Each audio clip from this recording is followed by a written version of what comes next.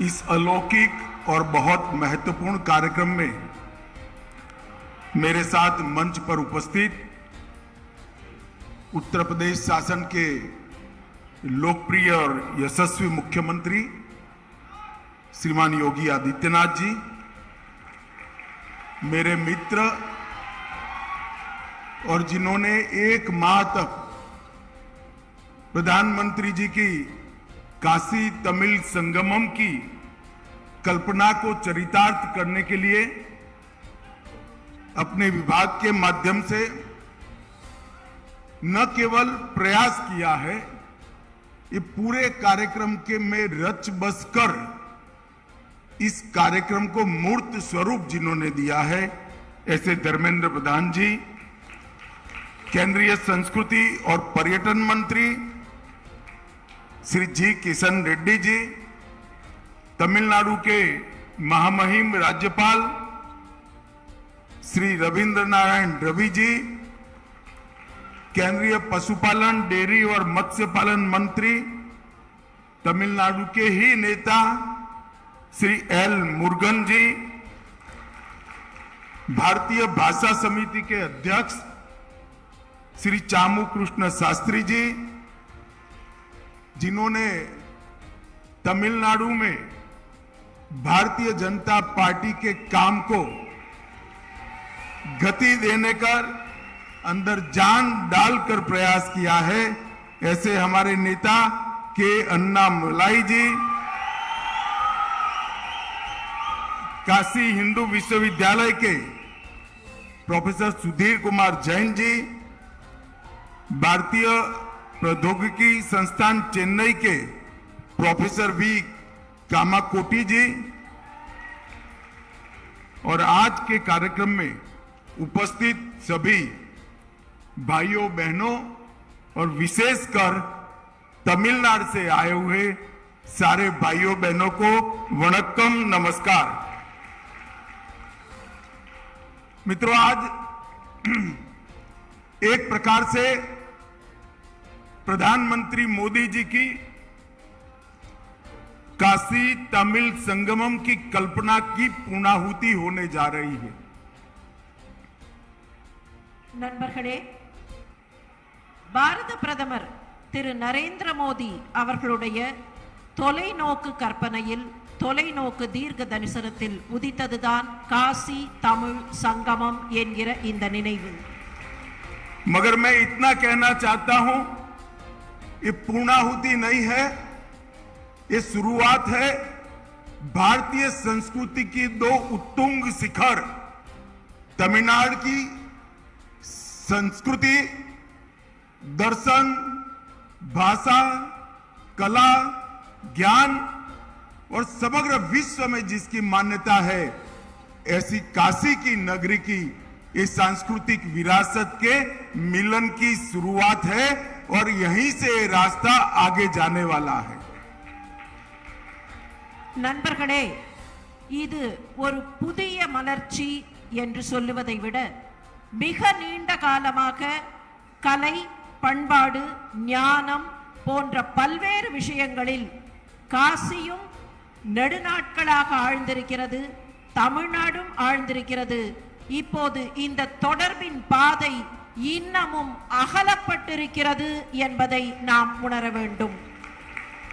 क्योंकि ये प्रयास आजादी के तुरंत बाद होना चाहिए था, काफी सालों तक नहीं हुआ। एक लंबे गुलामी के कालखंड ने हमारी सांस्कृतिक एकता, हमारी विरासत की विविधता और हमारी अलग अलग संस्कृतियों के अंदर भारतीय आत्मा की एकरूपता को कुछ हद तक मलिन किया था। उसको पुनः जागरण की जरूरत थी। आजादी के तुरंत बाद ये प्रयास होना चाहिए था, परंतु ये प्रयास कई सालों तक नहीं हुआ। मुझे आनंद है कि आजादी के अमृत महोत्सव के वर्ष में श्री नरेंद्र मोदी जी ने भारतीय सांस्कृतिक एकता का पुनः जागरण का ये प्रयास किया है। मैं इसके लिए मोदी जी को बहुत बहुत धन्यवाद देना चाहता हूं। நண்பர்களே, நம்முடைய நாட்டில் பல்வேறு பழக்க வழக்கங்கள், பல்வேறு மரபுகள் இருந்தாலும் கூட இவை எல்லாவற்றுக்குள்ளேயும் மையமாக தேசியம், பாரத தேசியம் என்கிற தொடர்புதான் ஆதாரமாக இருந்திருக்கிறது. இதை நமக்கு விடுதலை கிடைத்தவுடனேயே நாம் மேலும் வெளிக்கொணர்ந்து மலர்த்தி இருக்க வேண்டும். ஆனால் அப்போது செய்ய தவறிவிட்டோம். எனக்கு மிகுந்த மகிழ்ச்சி, சுதந்திரம் கிடைத்து 75 ஆண்டுகளில் இந்த அமிர்த மகோத்சவத்தை கொண்டாடுகிற தருணத்தில் பாரத பிரதமர் திரு நரேந்திர மோடி அவர்கள் இதனை மெய்ப்பித்திருக்கிறார்கள் என்பதற்காக அவர்களுக்கு என்னுடைய மனமார்ந்த நன்றிகளை தெரிவித்து இதை நாம் தொடர வேண்டும் என்பதையும் நினைவுபடுத்துகிறேன். मित्रों, भारत अनेक संस्कृतियों से बना हुआ देश है।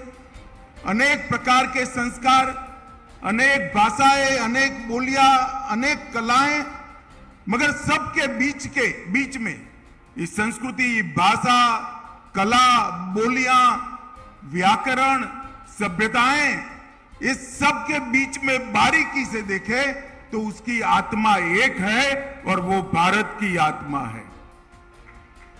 நம்முடைய கலைகள், மொழிகள், பண்பாடுகள், இலக்கியங்கள், இலக்கணங்கள் இவை வேறு வேறாக இருந்தாலும் இவற்றுக்கெல்லாம் இருக்கக்கூடிய ஒரே ஆன்மா பாரதம் என்கிற ஆன்மாதான்.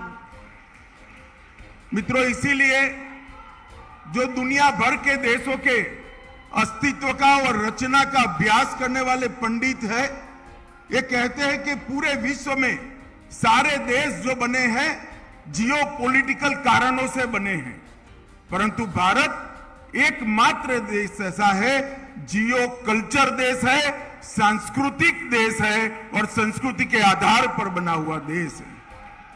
மற்ற நாடுகளை எல்லாம் பார்த்தால் அந்த நாடுகள் ஒரு நிலப்பரப்பு முழுமையாக இருக்கும். அந்த நிலப்பரப்பு ஜியோ பொலிட்டிக்கல், அதாவது பூமி மற்றும் அரசியல் சார்ந்ததனால் ஏற்பட்ட ஒற்றை நிலப்பரப்பு. ஆனால் நம்முடைய பாரத தேசத்தை பொறுத்தவரையில் அது ஜியோ பொலிட்டிக்கல் அல்ல, ஜியோ கல்ச்சுரல், அதாவது பண்பாட்டினால் இணைக்கப்பட்ட ஒற்றை நிலப்பரப்பு என்பதை உணர்கிறோம். क्योंकि हम जियो कल्चर देश है, भू सांस्कृतिक देश है, इसलिए हमारी देश की एकात्मता का आधार हमारी संस्कृतियां हैं. நம்முடைய பண்பாட்டினால் நாம் இணைந்திருப்பதனால் நம்முடைய பண்பாட்டின் ஆதாரம் நம்முடைய ஆன்மாதான். நம்முடைய தேசத்தின் ஆன்மா நம்முடைய பண்பாட்டு தொடர்புதான். और मित्रों, बहुत लंबे समय से हमारी देश की संस्कृतियों को जोड़ने का प्रयास, ये दोनों संस्कृतियों में बसी भारतीय आत्मा को जोड़ने का प्रयास नहीं हुआ था. श्री मोदी जी ने काशी तमिल संगमम के माध्यम से बहुत सदियों के बाद ये प्रयास किया है और मुझे भरोसा है ये प्रयास आने वाले दिन में न केवल तमिलनाडु और काशी, न केवल उत्तर और दक्षिण, पूरे देश की भाषाओं और संस्कृतियों को जोड़ने का एक सफल प्रयास सिद्ध होगा. நம்முடைய பண்பாட்டை ஒரு பக்கத்தில் காசி, இன்னொரு பக்கத்தில் தமிழ்நாடு என்று இருக்கக்கூடிய இந்த பண்பாட்டை இணைப்பதற்கான மிகப்பெரிய முயற்சியை பாரத பிரதமர் திரு நரேந்திர மோடி அவர்கள் எடுத்திருக்கிறார்கள். பல காலத்திற்கு முன்னால் எடுத்திருக்க வேண்டிய இந்த முயற்சியை அவர்கள் இப்போது முன்னின்று எடுத்திருக்கிறார்கள். இதில் என்னுடைய ஆசை, இது வெறுமே வடக்கு தெற்கு என்று இருக்காமல், காசி தமிழ்நாடு என்று மாத்திரம் இருக்காமல், நாடு முழுவதும் இந்த கலாச்சாரம் ஒன்றுதான் என்கிற ஒருங்கிணைப்பு வர வேண்டும். और मित्रों, इतिहास को देखें तो दक्षिण से आकर आदि शंकर ने यहां अपनी ब्रह्म सूत्र पर की टीकाओं को काशी के विद्वानों के बीच में स्वीकृति लाई. उसके बाद में ये दोनों महान संस्कृतियों को जोड़ने का ये मोदी जी का पहला सफल प्रयास है और मैं भरोसा करता हूं कि ये प्रयास कभी समाप्त नहीं हो सकता. यहां से ये प्रयास शुरू हो रहा है. நண்பர்களே, ஆதிசங்கரர் தெற்கிலே இருந்து வந்து பிரம்மசூத்திரத்திற்கு பாஷ்யத்தை, அதாவது அதற்கான விளக்கத்தை இந்த காசி மாநகரில்தான் எழுதினார். காசி மாநகரத்தில் இருந்து இந்த தேசம் முழுவதையும் இணைக்க வேண்டும் என்று ஆதிசங்கரர் நினைத்ததைப் போல இப்போது இந்த தேசம் முழுவதையும் இணைக்க வேண்டும் என்ற அவருக்கு பின்னர் பாரத பிரதமர் திரு நரேந்திர மோடி மாத்திரம்தான் எண்ணி இருக்கிறார். இது தொடக்கம் என்று எடுத்துக்கொள்வோம். இதுவே நிறைந்து விடாது. இந்த தொடக்கத்திலே இருந்து இந்த சங்கமம், இந்த ஒருங்கிணைப்பு, இந்த ஒற்றுமை தொடர்ந்து கொண்டே இருக்க வேண்டும். मित्रों, आजादी के बाद भी एक समय ऐसा आया कि देश की सांस्कृतिक एकता के बीच में जहर घोलने का प्रयास किया गया। कई प्रकार के अलग अलग विचारों के माध्यम से, सूत्रों के माध्यम से एक ही देश के दो समाजों को विमुख करने का प्रयास किया गया, परंतु अब समय आ गया है एक भारत श्रेष्ठ भारत की रचना करने का, और वो भारत की सांस्कृतिक एकता से ही हो सकती है. நம்முடைய நாட்டில் பல்வேறு வேறுபாடுகள் பல்வேறு காரணங்களால் இடம், வட்டாரம் போன்றவற்றால் இருக்கின்றன. ஆனால் இவற்றையெல்லாம் ஒன்றிணைத்து இவற்றையெல்லாம் ஒருங்கிணைக்க வேண்டும் என்கிற மிகப்பெரிய முயற்சியை பாரத பிரதமர் எடுத்திருக்கிறார். இதுதான் ஒரே பாரதம், உன்னத பாரதம், இந்த நாடு முழுமையும் ஒன்றுதான் என்கிற அந்த பெருமிதத்தை காட்டக்கூடிய முயற்சி. मित्रों, कार्यक्रम ने भारत के सांस्कृतिक वैविध्य के दो उत्तुंग शिखर, तमिलनाडु की संस्कृति और उत्तर भारत में काशी विद्या का धाम, यहाँ की परंपराएं, यहाँ की उत्तुंग संस्कृति के बीच में एक सेतु बनाने का काम किया है. और मैं भरोसा करता हूं कि यहीं से भारत के सांस्कृतिक पुनर्जागरण की शुरुआत होने वाली है. காசியில் இருக்கக்கூடிய பண்பாடு, தமிழ்நாட்டில் இருக்கக்கூடிய பண்பாடு, இந்த இரண்டையும் இணைத்து ஒரு சேதுவை, அதாவது ஒரு பாலத்தை பாரத பிரதமர் அவர்கள் இப்போது கட்டியிருக்கிறார்கள். இந்த வகையில் இந்த ஒற்றுமை தொடர்ந்து இருந்து கொண்டே இருக்க வேண்டும். ये लंबे कार्यक्रम में तमिलनाडु से अधिकृत व्यवस्था में लगभग 2500 तमिल भाई बहन अलग अलग क्षेत्र में काम करने वाले आए, और अनधिकृत रूप से सरकारी व्यवस्थाओं के हिसाब से 10,000 से ज्यादा तमिल भाइयों बहनों ने यहां पर हिस्सा लिया है. இந்த நிகழ்ச்சியில் ஒரு மாத காலம் நடைபெற்ற இந்த நிகழ்ச்சியில் பங்கு பெறுவதற்காக பல்வேறு வேலைகளில் இருக்கக்கூடிய, பணிகளில் இருக்கக்கூடிய, இடங்களில் இருக்கக்கூடிய தமிழ்நாட்டு பெருமக்கள் இங்கே வந்து இதில் கலந்து கொண்டிருக்கிறார்கள். இதிலே 10,000க்கும் மேற்பட்ட சான்றோர் பெருமக்கள் கலந்து கொண்டிருக்கிறார்கள் என்பது நமக்கு பெருமிதத்தை தருகிறது. और इसने ढेर सारी दूरियों को समाप्त करने का काम किया है. और मैं काशी वालों का भी धन्यवाद करना चाहता हूं. तमिलनाडु से आए हुए हमारे तमिलनाडु के सभी भाई बहनों का 2 लाख से ज्यादा काशी वासियों ने यहां उपस्थित रहकर मन से जो स्वागत किया है, आज तमिलनाडु वाले काशी को कभी भूल नहीं सकते. இந்த நிகழ்ச்சியில் 2 லட்சத்திற்கும் மேற்பட்டவர்கள் பங்கேற்றிருக்கிறார்கள். இந்த நிலையில் தமிழ்நாட்டிலே இருந்து வந்த தம்முடைய சகோதர சகோதரிகளை மிக்க அன்போடு காசிவாசிகள் பராமரித்து பார்த்து கொண்டார்கள். அவர்களை விருந்தினர்களாக வரவேற்று உபசரித்தார்கள் என்பதற்காக காசிவாசிகளுக்கு என்னுடைய வாழ்த்துக்களை நான் தெரிவித்துக் கொள்ள விரும்புகிறேன். இன்னும் சொல்ல போனால் தமிழ்நாட்டு மக்களின் நெஞ்சத்திலே காசி நிச்சயமாக நிலைத்திருக்கும். தமிழ்நாட்டு மக்கள் காசியை மறந்துவிட முடியாது. मित्रों, यहां पर इलियाराजा के मधुर संगीत से इसकी शुरुआत हुई. भारतनाट्यम, करकट्टम, मईल लट्टम, पोईकाल, सिल्बम, ढेर सारी तमिल संस्कृति की कला और अलग अलग प्रकार की अभिव्यक्तियों को उत्तर भारत के विद्या के धाम पर मंच मिला है. और मैं आपको बताना चाहता हूं, ये सिर्फ काशी तक सीमित नहीं रहा. मैं आज अहमदाबाद से आ रहा हूं तो पत्रकारों ने पूछा कि आप काशी तमिल संगमम में जा रहे हैं. मैंने बोला हाँ. तो उन्होंने कहा हमने टीवी पर देखा है, साइट पर देखा है, मोदी जी का प्रयास अद्भुत और सराहनीय है। இனிய இசையோடு தொடங்கிய இந்த காசி தமிழ் சங்கமத்தில் தமிழ்நாட்டு கலைகளான பரதநாட்டியம், கரகாட்டம், மயிலாட்டம், வில்லுப்பாட்டு, பொய்க்கால் குதிரை போன்றவை மிகச் சிறப்பாக எதிரொலித்தன. இப்போதும் அந்த அதிர்வுகள் இருந்து கொண்டே காசியின் மொத்த சூழலிலும் எதிரொலிக்கின்றன. நான் இந்த நிகழ்ச்சிக்கு வரும்போது இதழ்களைச் சேர்ந்தவர்கள், இதழியலாளர்கள், பத்திரிகைக்காரர்கள் கேட்டார்கள், என்ன நீங்கள் காசி தமிழ் சங்கமத்திற்கா செல்கிறீர்கள் என்று. நான் அவர்களிடத்தில் தெரிவித்தேன், பாரத பிரதமருடைய எண்ணம், பாரத ஒருங்கிணைப்பின் ஆதாரம் எதிரொலிக்கக்கூடிய நிகழ்ச்சிக்கு சென்று கொண்டிருக்கிறேன் என்று தெரிவித்தேன்.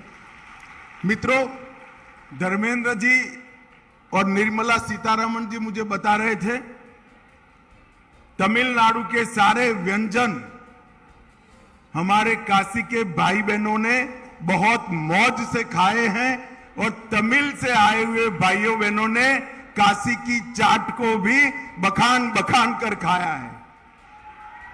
திரு தர்மேந்திர பிரதான் அவர்களும் திருமதி நிர்மலா சீதாராமன் அவர்களும் தெரிவித்தார்கள், இங்கே தமிழ்நாடு உணவு வழங்கப்பட்டதை காசியிலே இருக்கக்கூடியவர்கள் மிகுந்த மகிழ்ச்சியோடு உண்டார்கள் என்றும், தமிழ்நாட்டிலே இருந்து வந்தவர்கள் காசியினுடைய இந்த வடநாட்டு உணவை மிகுந்த ஆனந்தத்தோடு உண்டார்கள் என்றும் தெரிவித்தார்கள்.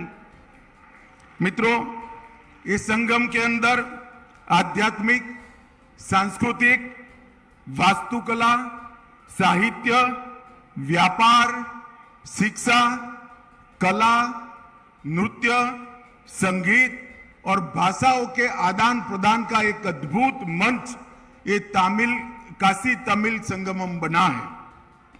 இந்த காசி தமிழ் சங்கமத்தில் ஆன்மீகம், பண்பாடு, கட்டுமானம், பொறியியல், கவிதை, இலக்கியம், வணிகம், கல்வி, கலை, நாட்டியம், இசை ஆகியவற்றுக்கான அமர்வுகள், அகாடமிக் செஷன்ஸ் நிகழ்ச்சிகள் நடைபெற்றிருக்கின்றன.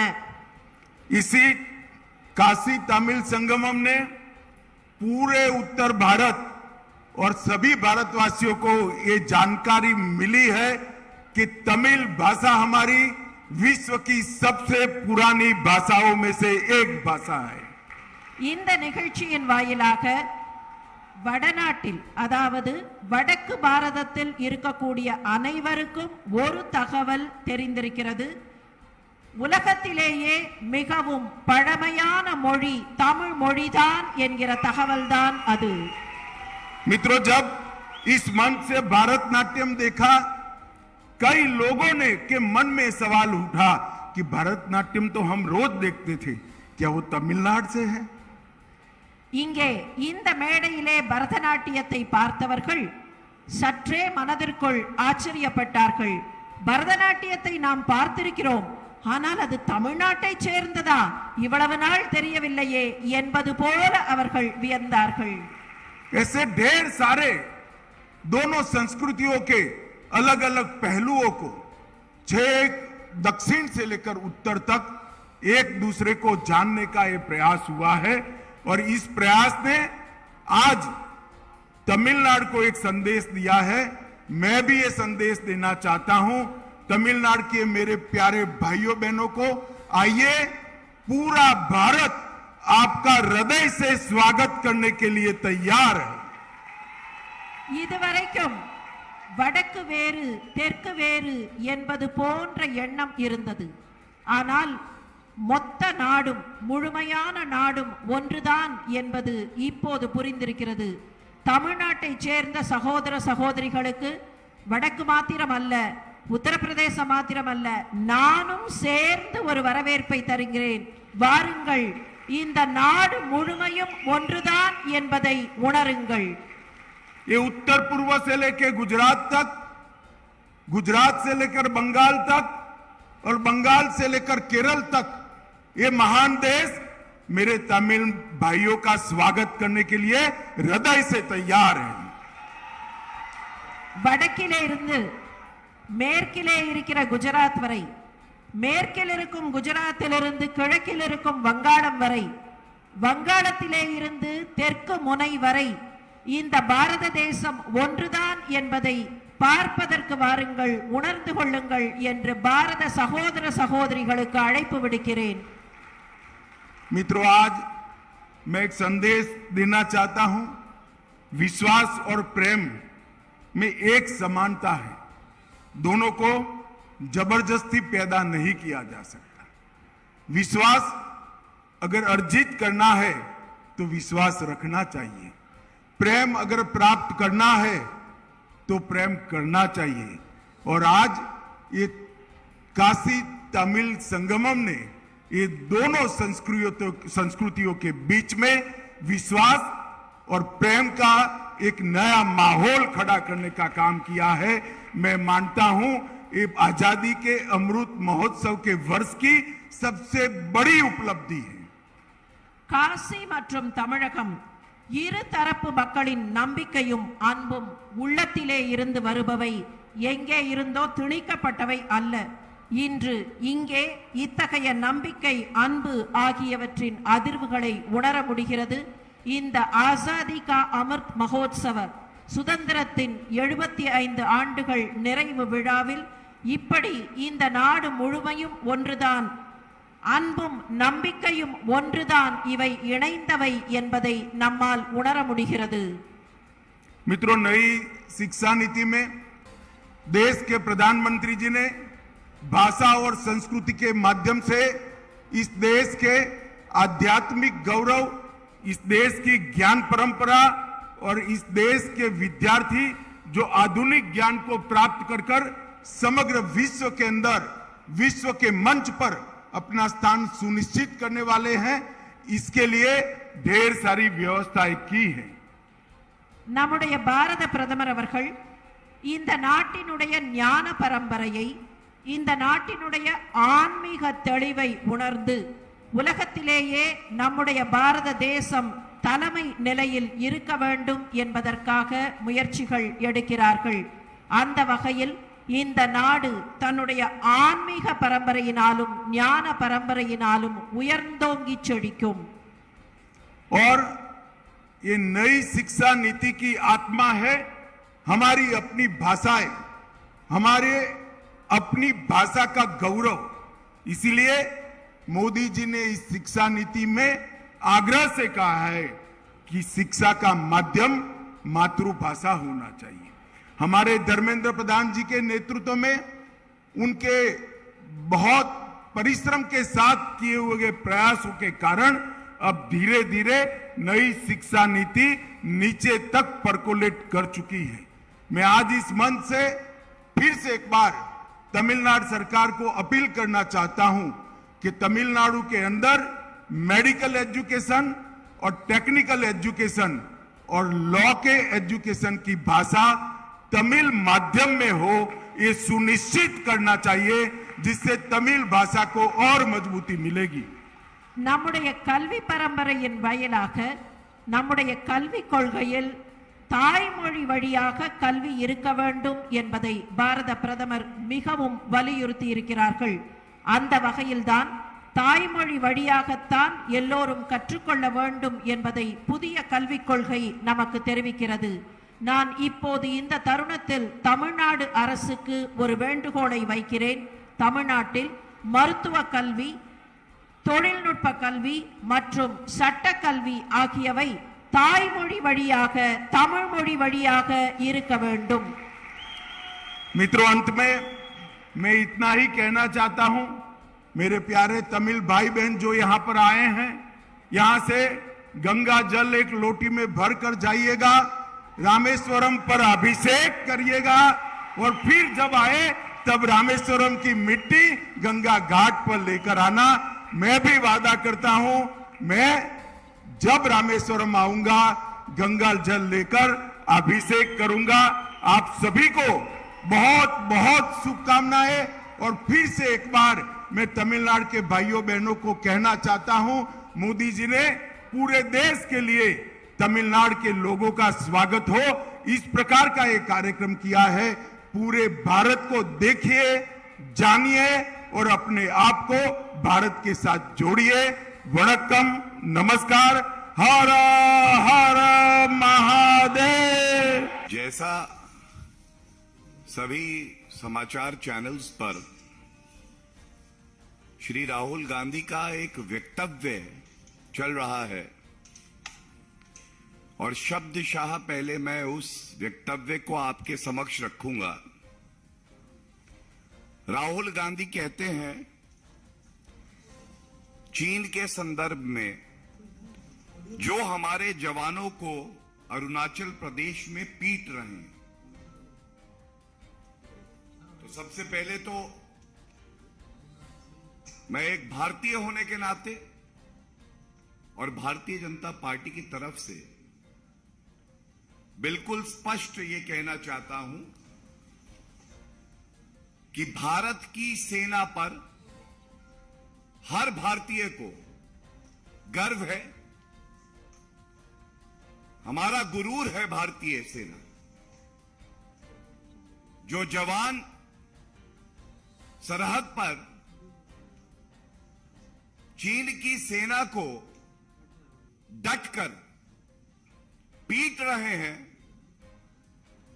उनको दिखा रहे हैं कि हमारी सेना और हमारे देश की ताकत क्या है। तो भारत के जयचंद राहुल गांधी हमारी वीर सेना का मनोबल तोड़ने का काम क्यों कर रहे हैं? राहुल गांधी जी,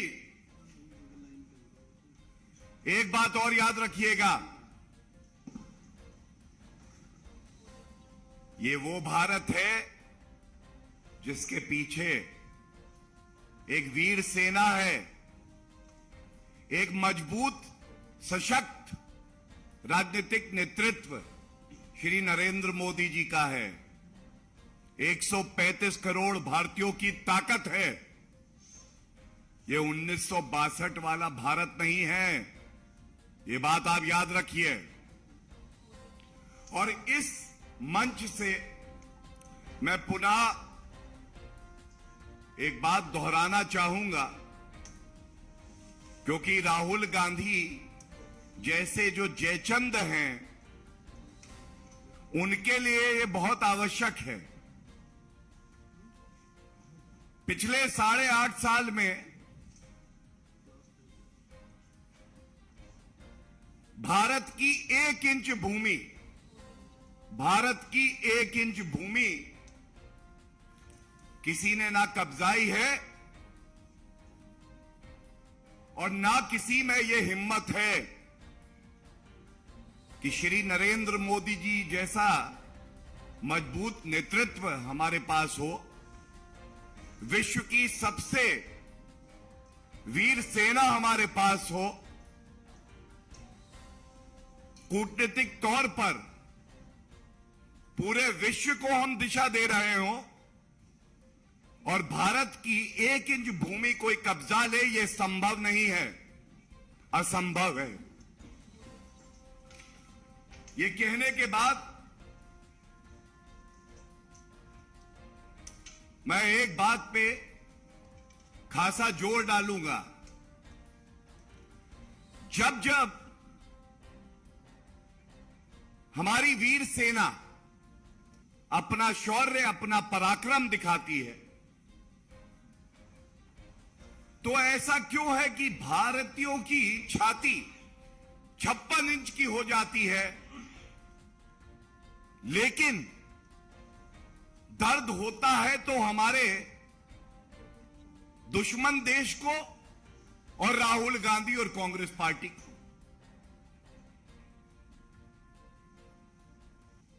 क्यों आपकी छाती 6 इंच की हो जाती है राहुल गांधी जी, जब देश के नागरिकों की छाती 56 इंच की हो जाती है? क्या यह पहली बार हुआ है? सर्जिकल स्ट्राइक्स हुई, करारा जवाब हमारी वीर सेना ने दिया।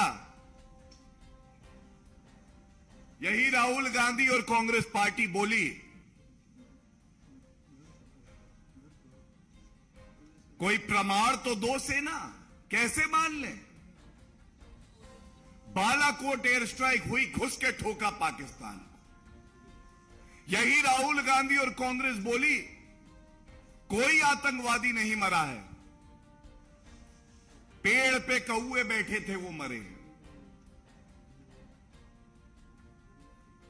और आज फिर से पुनः जब देश की सेना ने स्पष्ट कर दिया, संख्या में चीनी सैनिक ज्यादा, लेकिन मनोबल हमारी सेना का ऊंचा।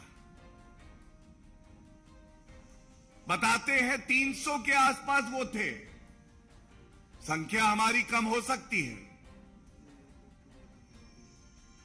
दौड़ाया वहां से, डर के भागे, ये ताकत है हमारी सेना की। और आप कहते हैं कि हमारे जवान पिट रहे हैं राहुल गांधी। भारत की जीत में आपको दर्द होता है, ऐसा क्यों है?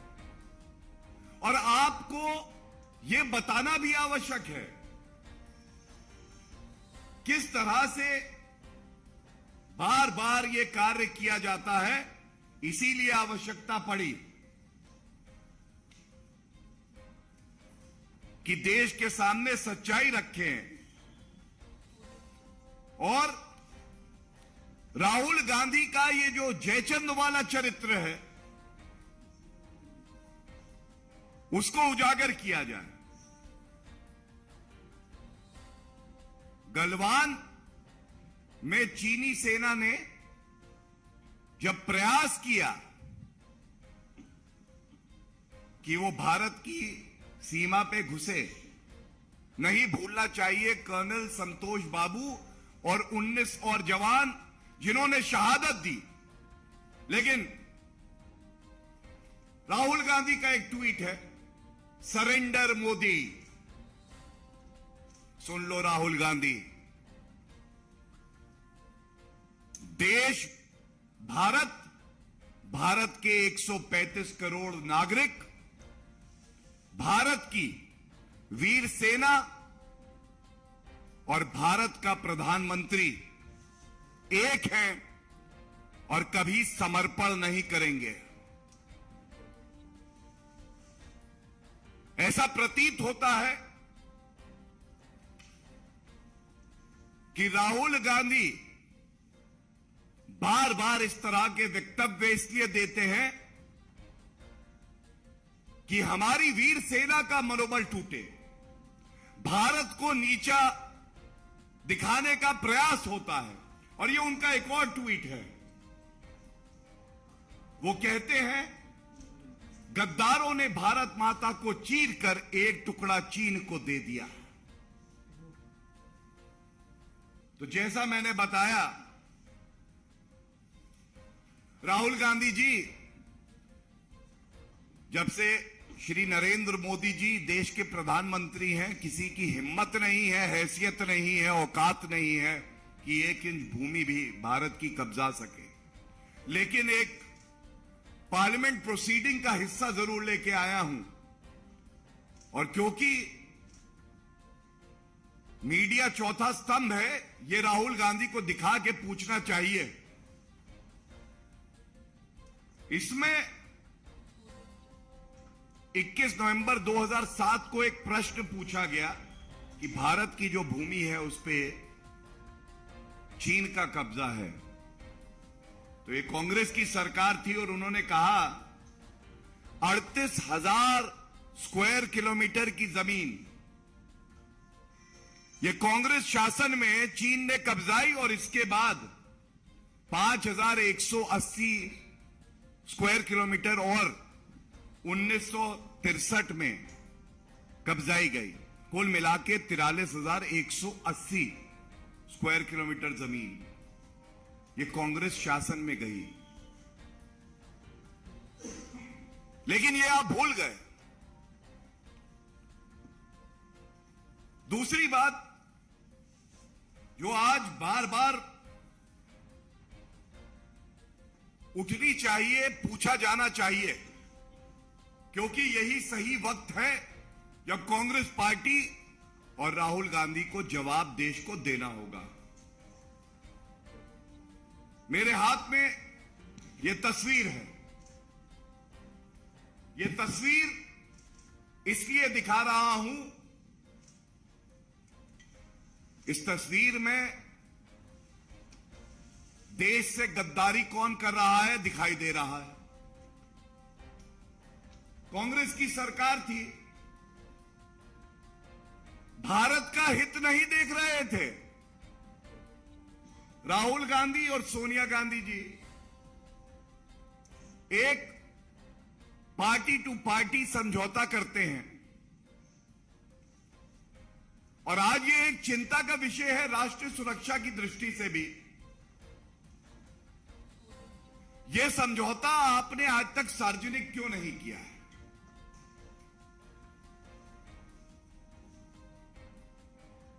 ऐसा प्रतीत होता है कि यह समझौता सार्वजनिक इसलिए नहीं हुआ है,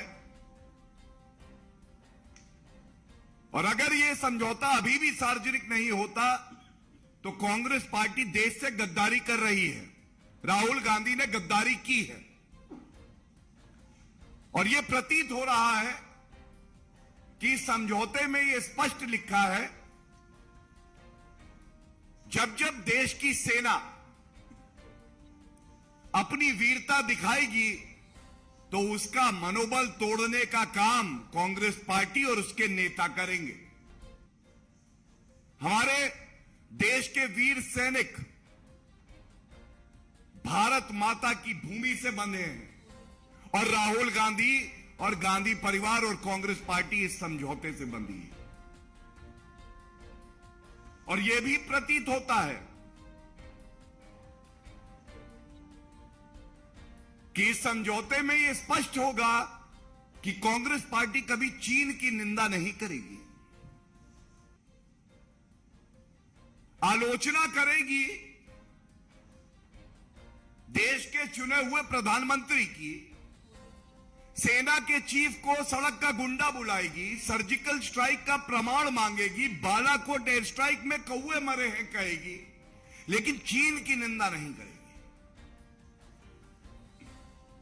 वो वक्तव्य मैं ढूंढता रहा, पूर्व अध्यक्ष सोनिया गांधी ने कभी चीन की निंदा करी हो, राहुल गांधी ने एक शब्द कहा हो, खड़गे जी ने कभी एक शब्द कहा हो, वो मिल नहीं पाया।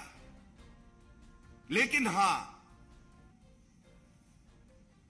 ये कहते हुए राहुल गांधी को बड़ा गर्व होता है कि समझौता जो मैंने चीन से किया उसका पालन करते हुए मैंने भारत की वीर सेना के लिए कहा हमारे जवान पिट रहे हैं।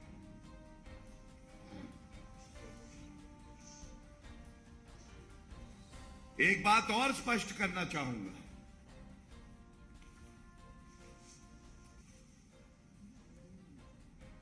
जब जब विपक्षी मुल्क की सेना ने भारत पर बुरी नजर रखी है और देश को श्री नरेंद्र मोदी जी के नेतृत्व ने एकजुट कर दिया, चाहे नागरिक हो, चाहे वो हमारी सेना हो, चाहे कोई भी संगठन और व्यक्ति हो, उस वक्त पर अगर कोई पीठ पर खंजर भोंक रहा था तो वो कांग्रेस पार्टी और राहुल गांधी थे। और ये बात मैं इसलिए कहता हूं क्योंकि पुलवामा हमला हुआ, उसके 1 घंटे बाद कांग्रेस पार्टी के मुख्य प्रवक्ता ने कहा यह अंदरूनी आतंकवाद है, होम ग्रोन टेररिज्म, इसका पाकिस्तान से कोई लेना देना नहीं। और एक व्यंग करते हुए कहा, तंज कसा, कहां है 56 इंच की छाती। और मुझे याद आता है सर्जिकल स्ट्राइक से पहले जब हमारे देश पर उरी हमला हुआ, 10 दिन के अंदर सर्जिकल स्ट्राइक हुई और पुलवामा के 10 दिन के बाद बालाकोट एयर स्ट्राइक हुई। हमारा देश आज मजबूत हो रहा है, सरहदों पर इंफ्रास्ट्रक्चर बेहतर हो रहा है, तो राहुल गांधी और कांग्रेस पार्टी को दर्द क्यों हो रहा? राहुल गांधी जी, भारत की सेना ना कभी पिटी थी, ना कभी पिटेगी, लेकिन भारतीय राजनीति का पिटा हुआ मोहरा है आप। और इस तरह के जब आप वक्तव्य देते हैं तो मैं एक बात आपको और बता दूं,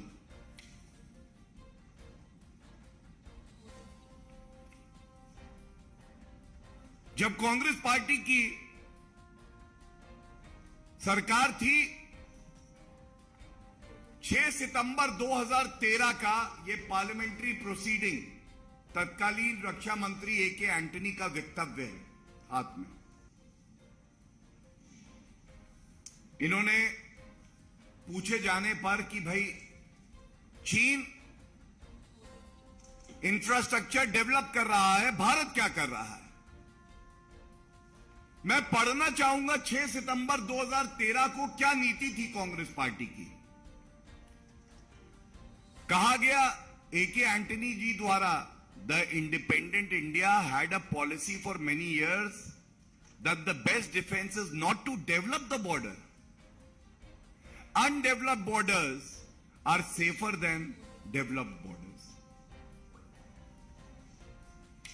ये इनकी नीति थी कि सरहद पे कुछ बनाओ नहीं, देश सुरक्षित रहेगा। श्री नरेंद्र मोदी जी देश के प्रधानमंत्री बने, बदलाव क्या आया? डीएसडीबीओ ब्रिज, दुर्बक से दौलत बेग ओल्डी तक का 323 किलोमीटर का यह ब्रिज बनकर तैयार हो गया, जो कांग्रेस पार्टी नहीं कर पाई। आप सब जानते हैं, भारत की वायु सेना को लड़ाकू विमान चाहिए थे। 10 साल सत्ता में ये रहे, राफेल नहीं आया। क्यों नहीं आया? कांग्रेस पार्टी और गांधी परिवार बिना कमीशन लिए कोई काम करता ही नहीं है। 2013 के अंत में 14 में ए.के. एंटनी जी बोले, रुपया नहीं है इस वित्त वर्ष में। आज जब लड़ाकू विमान राफेल सरहद पर गड़गड़ाता है, तो चीन को पता चलता है कि भारत की सेना कितनी मजबूत है। एक इच्छा शक्ति है, एक स्पष्ट नीति है। आज चिनूक, अपाचे, ये हेलीकॉप्टर आए हैं। हमारी सैन्य क्षमता में वृद्धि हुई है। आईएनएस विक्रांत, ये नया भारत है, मोदी जी के नेतृत्व वाला भारत है। अपना पराक्रम, अपना शौर्य हमारी सेना दिखा रही है और उनके साथ सरकार खड़ी, हर नागरिक खड़ा है। एक बात और स्पष्ट बताना बड़ा आवश्यक है। हमारे सैनिक कांग्रेस की सरकार में मांग करते रहे, हमें बुलेट प्रूफ जैकेट दे दो। और जिन सैनिकों के लिए आज राहुल गांधी ने कहा कि वो पिट गए हैं, हमारी वीर सेना वो सेना है जिसको बुलेट प्रूफ जैकेट आपने नहीं दी, लेकिन वीवीआईपी चॉपर आप अपने लिए ला रहे थे। और वो सैनिक कहता था, भारत माता के लिए मैं अपनी जान दे दूंगा, शहीद हो जाऊंगा, आप बुलेट प्रूफ जैकेट दें या ना दें। और आज ये गर्व की बात है, 1,86,000 बुलेट प्रूफ जैकेट जो कांग्रेस के समय में हमारा सैनिक मांगता रहा, और नहीं आई, क्योंकि इनकी प्राथमिकता वीवीआईपी चॉपर थे, बुलेट प्रूफ जैकेट नहीं सैनिकों के लिए। आज वो बुलेट प्रूफ जैकेट कोई लाया है तो श्री नरेंद्र मोदी जी की सरकार लाई। ये सोच का फर्क है। आपके समक्ष ये बात जो रखी है, तथ्यों के आधार पे पार्लियामेंट्री प्रोसीडिंग और तस्वीर दिखा के मैंने रखी, और इसलिए यह आवश्यक है क्योंकि हर भारतीय नागरिक का खून खौलता है जब इस तरह के वक्तव्य राहुल गांधी द्वारा दिए जाते हैं। ये मांग इस मंच से हम लोग करते हैं कि राहुल गांधी को देश से माफी मांगनी चाहिए। ये पाप ऐसा है कि माफी मांगने से भी नहीं धुलेगा, लेकिन माफी मांगेंगे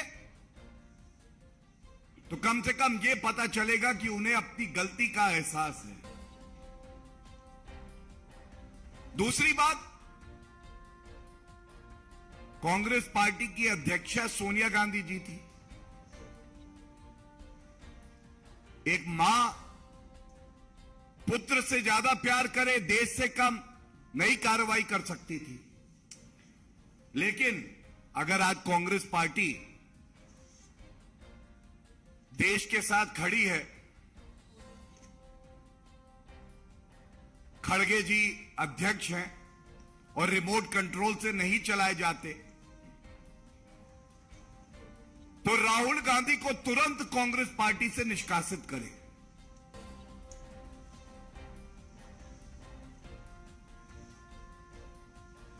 मल्लिकार्जुन खड़गे जी पार्टी के अध्यक्ष आप हैं। भारत की विपक्षी पार्टी आप हैं। आपकी क्या मजबूरी है कि राहुल गांधी को आप पार्टी से निष्कासित नहीं कर सकते? इस बयान के लिए जो भारत को नीचा दिखाता है, जो हमारी सेना का मनोबल तोड़ता है। और अगर ऐसा नहीं करते हैं तो यह माना जाएगा कि यह राहुल गांधी का केवल बयान नहीं है, यह कांग्रेस पार्टी की सोच है। और कांग्रेस पार्टी, हम सब जानते हैं, आज एक राजनीतिक दल कम है और भारत विरोधी गतिविधियों का अड्डा ज्यादा है।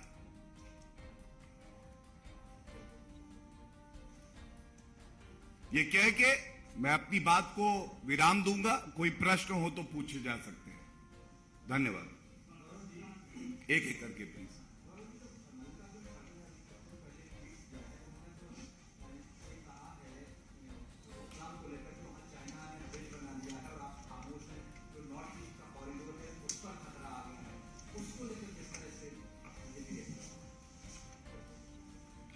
देखिए, बिल्कुल स्पष्ट एक बात कर दूं, भारत की सरकार श्री नरेंद्र मोदी जी के नेतृत्व में सेना को खुली छूट देती है। जो उचित कार्रवाई हो वो कार्रवाई की जाएगी। और भारत की सेना पूरे विश्व में सबसे वीर सेना है। एक मजबूत नेतृत्व, एक वीर सेना, यह सुनिश्चित करती है कि भारत को किसी से कभी कोई खतरा ना हो। लेकिन डोकलाम की क्योंकि आपने बात करी, मैं इतना जरूर कहूंगा, डोकलाम में भी जब भारत की सेना मजबूती से करारा जवाब दे रही थी चीनी सेना को, तब हक्का नूडल्स कौन खा रहा था? टेंट के नीचे छुप छुप के। सब जानते हैं। इसीलिए मैंने कहा यह राजनीतिक दल कम है, भारत विरोधी गतिविधियों का अड्डा ज्यादा है। आत्मचिंतन की आवश्यकता है कांग्रेस पार्टी को।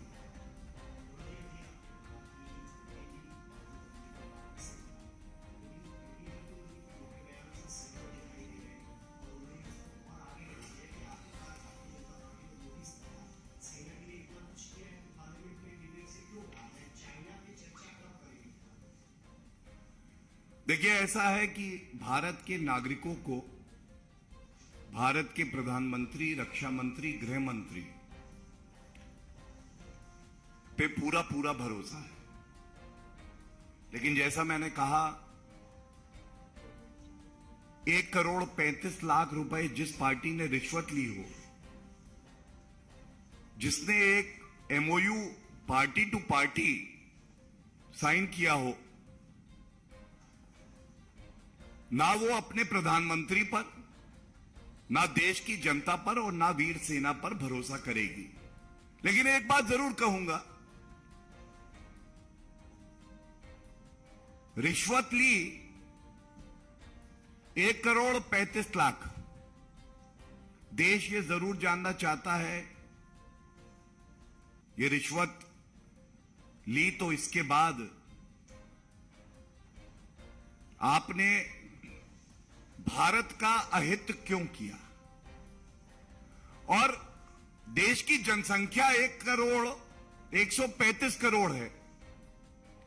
135 करोड़ वाला देश अगर हर नागरिक एक एक पैसा दे देता ना, तो भी ये रिश्वत लेने वाली जो पार्टी है, इसकी भूख पूरी हो जाती है।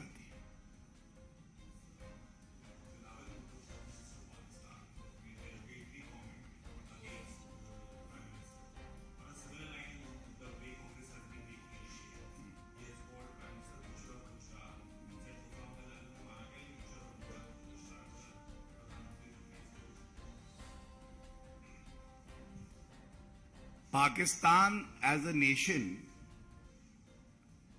has always brought down these standards on any international forum. But even according to their own standards, this is a new low. To a terrorist nation like Pakistan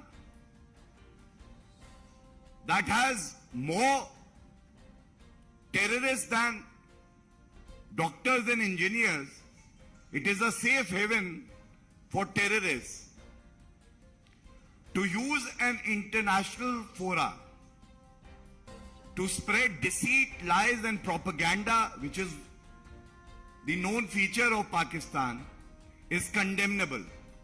And India is strong enough, resilient as a nation, to give a befitting response to Pakistan, even diplomatically.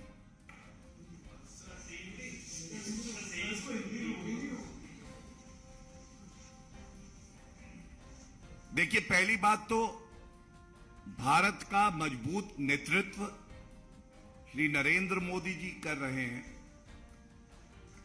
स्वाभाविक है, एक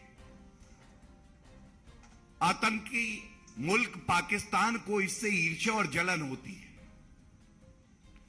जहां एक तरफ पूरे विश्व में भारत को उम्मीद की रोशनी बताया जाता है, श्री नरेंद्र मोदी जी पूरे विश्व को एक दिशा देते हैं। यूके के पूर्व प्रधानमंत्री कहते हैं, one world, one grid, one sun, one Modi. दूसरी तरफ वो पाकिस्तान है जिसके इरादे ही नापाक हैं, जहां 132 UN डेजिग्नेटेड टेररिस्ट पाए जाते हैं। और जब हमारे विदेश मंत्री जयशंकर जी आईना दिखाते हैं कि ओसामा बिन लादेन इस पाकिस्तान में ही पाया गया, तो अपनी सूरत देखकर पाकिस्तान को नफरत अपने से होती है, लेकिन गुस्सा वो अनर्गल बयान देके हम पे निकालता है। मैं इतना ही कहूंगा, एक ऐसे मुल्क पर जो कि आतंकियों के लिए स्वर्ग माना जाता है, जिसके पास अपनी अर्थव्यवस्था चलाने के लिए रुपया भी नहीं है और केवल कभी किसी मुल्क से कभी दूसरे मुल्क से भीख मांगता है, उस पे कोई टिप्पणी करना भी हमारी शान के खिलाफ है।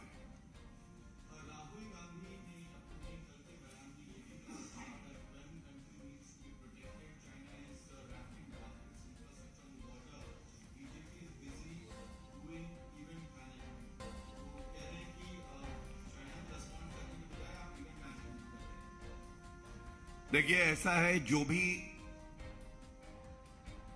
राहुल गांधी की गद्दारी के बारे में मुझे वक्तव्य देना था, मैंने तथ्यों के साथ कुछ प्रश्न पूछकर अपनी बात को विराम दिया है। और अंत में मैं एक लाइन जरूर कहूंगा। जब राहुल गांधी अपने घर के ड्राइंग रूम में एसी चलाकर बैठते हैं, उस वक्त श्री नरेंद्र मोदी जी देश की सेना के साथ दिवाली भी मनाते हैं, सरहद पर भी जाते हैं और गर्व से कहेंगे कि हमारे रक्षा मंत्री राजनाथ सिंह जी भी सरहद पर जाते हैं। देश की सेना को यह पता है, यह सरकार उनके साथ खड़ी है, उनको खुली छूट दे रखी है उचित निर्णय लेने के लिए, और साथ में देश की जनता देश की सेना के साथ खड़ी है। धन्यवाद।